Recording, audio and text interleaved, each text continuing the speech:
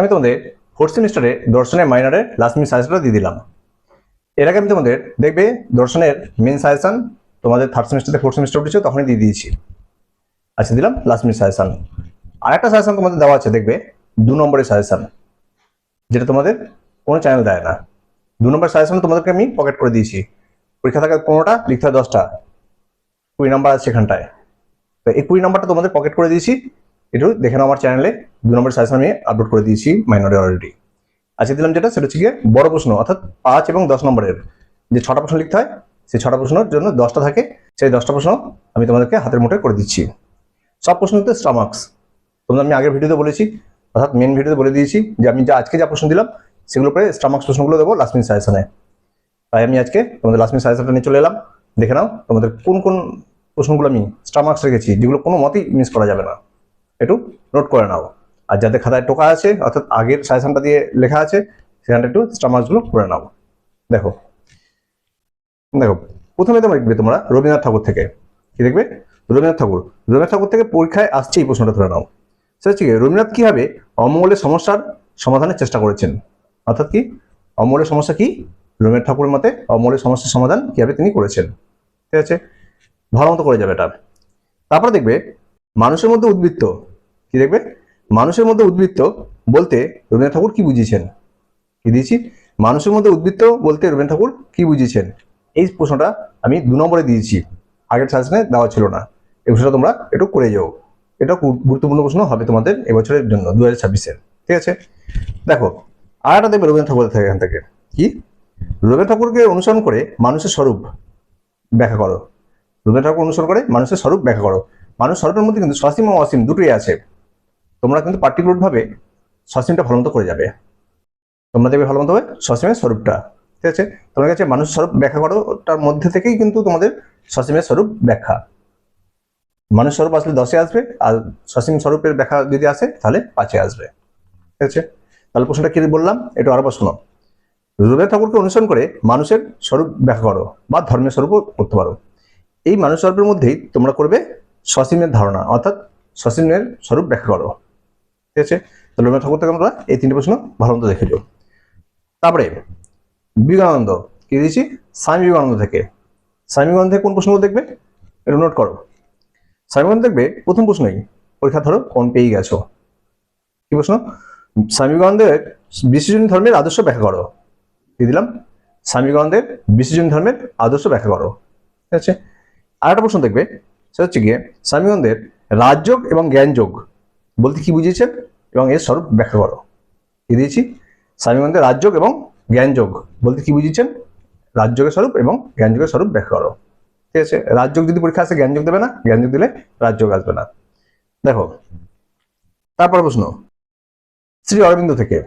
শ্রী অরবিন্দ থেকে কোন প্রশ্ন আমি স্টার রেখেছি নোট করো। কি অর্থে শ্রী অরবিন্দের যোগকে পূর্ণযোগ হিসাবে বিবেচনা করা হয় ব্যাখ্যা করো। কি দিয়েছি? কি অর্থে অরবিন্দের মানে শ্রী অরবিন্দের যোগকে পূর্ণযোগ হিসাবে বিবেচনা করা হয় ব্যাখ্যা করো। অর্থাৎ শ্রী অরবিন্দের পূর্ণযোগ ব্যাখ্যা বা পূর্ণযোগের ধারণা আলোচনা করো।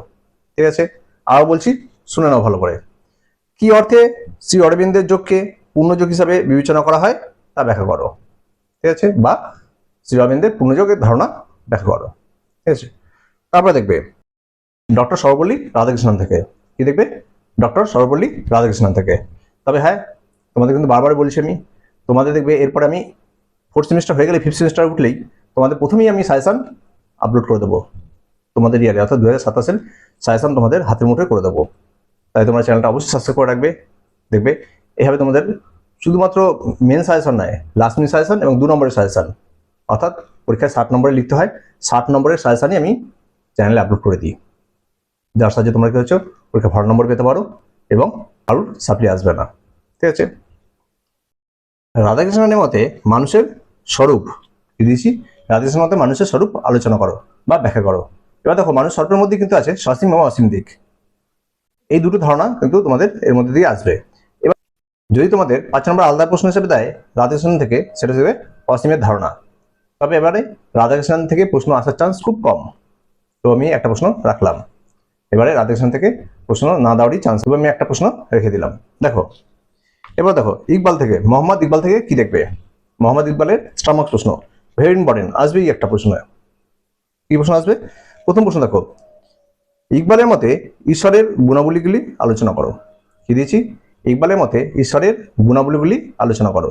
এছাড়া দেখবে ঈশ্বরের স্বরূপ ব্যাখ্যা করো। ঠিক আছে, ঈশ্বরের গুণাবলী এবং ঈশ্বরের স্বরূপ ব্যাখ্যা করো।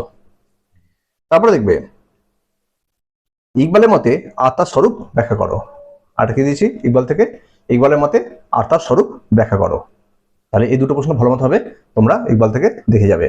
প্রত্যেকটা প্রশ্ন কিন্তু স্টার মার্কস প্রশ্ন, আর একটা প্রশ্ন কিন্তু ছাড়বে না। আর মেন যে সাজেশনের প্রশ্ন দিয়েছি সেই প্রশ্নটা কিন্তু অবশ্যই তোমরা ফলো করবে। ওখানেও দেবে বেশি প্রশ্ন দিই আমি, কমই প্রশ্ন রেখেছি। যারা প্রস্তুত করেছো অর্থাৎ আগে থাকতেই রেডি করে রেখেছো, তাদের আজকে কোনো অসুবিধা হবে না। শুধুমাত্র স্টার মার্কস প্রশ্নগুলো দেখে নিলে কোন প্রশ্নগুলো ভেরি ইম্পর্টেন্ট, পরীক্ষা 10টা থাকে, 6টা লিখতে হয়, সেই 10টার মধ্যে প্রশ্নগুলো কোনগুলো সেটা একটু তোমরা এবার দেখে নিচ্ছ। দেখো এরপরে মহাত্মা গান্ধী থেকে কি দেখবে? মহাত্মা গান্ধী থেকে ভেরি ইম্পর্টেন্ট আসবেই, মানে তোমরা একটা 10 নম্বর প্রশ্ন পেয়ে গেলে। ধরো প্রশ্নটা কি? গান্ধীজিকে অনুসরণ করে অহিংসার ধারণা আলোচনা করো। কি দিয়েছি? গান্ধীজিকে অনুসরণ করে অহিংসার ধারণা আলোচনা করো। এবার দেখো অহিংসার ধারণার সাথে সাথে তোমরা একটু সত্যাগ্রহ ধারণাটাও দেখে রাখবে। তার কি আছে? গান্ধীজির মতে অহিংসা এবং সত্যাগ্রহের ধারণা, তবে ভেরি ইম্পর্টেন্ট অহিংসার ধারণা ধরে নাও পড়ে গেছে, 100% শিওর পড়ে গেছে গান্ধীজির মতে অহিংসার ধারণা। ঠিক আছে, আর সত্যাগ্রহ ধারণাটাও দেখে রাখবে, কারণ তোমাদের অহিংসা সত্যাগ্রহ নিয়েও 10 নম্বর করতে পারে, অহিংসার ধারণা নিয়েও 5 নম্বর করতে পারে, আবার 10 নম্বর করতে পারে। তাই তোমরা অহিংসা সত্যাগ্রহ দুটো দেখে রাখবে। তারপরে দেখো লাস্ট কোন জায়গা থেকে? আম্বেদকর থেকে, ডক্টর বি আর আম্বেদকর। ডক্টর বি আর আম্বেদকর থেকে কোন প্রশ্নটা দেখবে? ভেরি ইম্পর্টেন্ট হিসাবে পরীক্ষায় আসছে, অর্থাৎ এসে গেছে। ডক্টর বি আর আম্বেদকর থেকে এই প্রশ্নটা দেবেই, এটা তোমাদের 5 বা 10-এ চলে এসছে। ধরো প্রশ্নটা কি, নোট করো। ডক্টর বি আর আম্বেদকরের দলিত আন্দোলন সম্পর্কে আলোচনা করো। কি দিয়েছি? ডক্টর বি আর আম্বেদকরের দলিত আন্দোলন সম্পর্কে আলোচনা করো, বা দলিত আন্দোলনের বৈশিষ্ট্য। ঠিক আছে, একই প্রশ্ন, দলিত আন্দোলনের বৈশিষ্ট্য বা দলিত আন্দোলন সম্পর্কে আলোচনা করো, কার? ডক্টর বি আর আম্বেদকরের মতে। ঠিক আছে, এবার দেখো, এবার ডক্টর বি আর আম্বেদকর যদি দুটো প্রশ্ন দেয়, তাহলে আরেকটা প্রশ্ন হিসেবে তোমরা হেল্পলাইন হিসেবে কি রাখবে? দেখো সেটা হচ্ছে কি, জাতি ব্যবস্থা উচ্ছেদে আম্বেদকরের মত লেখো। কি প্রশ্ন? জাতি ব্যবস্থা উচ্ছেদে আম্বেদকরের মত। আরেকটা কি, তিনি কেন মনে করেন হিন্দুদের মধ্যে সংগঠন গড়ে তোলা সম্ভব নয়? অর্থাৎ ডক্টর বি আর আম্বেদকর কেন মনে করেন যে হিন্দুদের মধ্যে সংগঠন গড়ে তোলা সম্ভব নয়? ঠিক আছে, তাহলে আমি এই কটা প্রশ্ন দিলাম।